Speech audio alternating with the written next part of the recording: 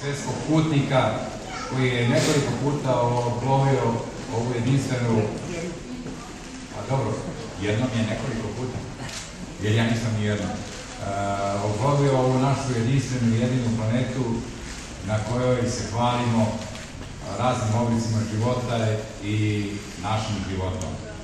Dakle, ovaj stvaralac po obrazovanju arhitekta, član Ulusa i građevinski inženjer, hvala za dopunu, član Ulusa, slikar, čovjek po interesovanju široke kulture, kosmopolita i veliki Srbin, to naravno nije nezdravi nacionalizam. Ima neobične slike. Njegove slike imaju 4 osobenosti. Prva je da je iz daljine možete doživjeti kao udobnost, kao jedan sklop koloritski, maseni i linearni, odnosno kompozicioni sa svojim tokovima. Zatim, kad slici priđete, onda prepoznajete u njoj smisaonost, odnosno pravac koji se zove refleksionizam, sa bezbroj, što bi rekli istoričari umetnosti, minucioznih elemenata, znači sa prefinjenim elementima, sadržajima, pričama koje naoko deluju jednostavno, međutim one u sebi sadrže višestruke poruke.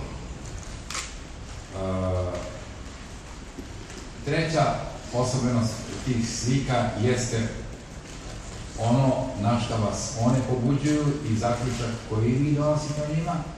I četvrta osobenost tih slika jesu specifične poruke sa strane koje je autor svima ponudio, a to su na neki način intimne ispovesti. Zapravo, autor hoće da nam kaže u tim tumačima šta je to njega uzbudilo, izazvalo, nagnalo, motivisalo,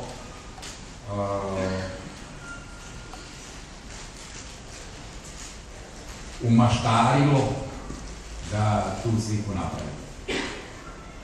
Dakle, uobrazilja je mašta, ona može svašta, a ona može više od jednoga veka kad ima svog čovjeka. Tako, Srbina izložba pokazuje da on posjeduje neobičnu maštu i stvaralački dar koji je pun tajni. Pošto imamo umetnike koji vole da ćute, imamo ljude, znači umetnike, koji vole da pričaju, imamo umetnike koji ne umeju da slušaju, i imamo ljude ili umetnike koji umeju da slušaju.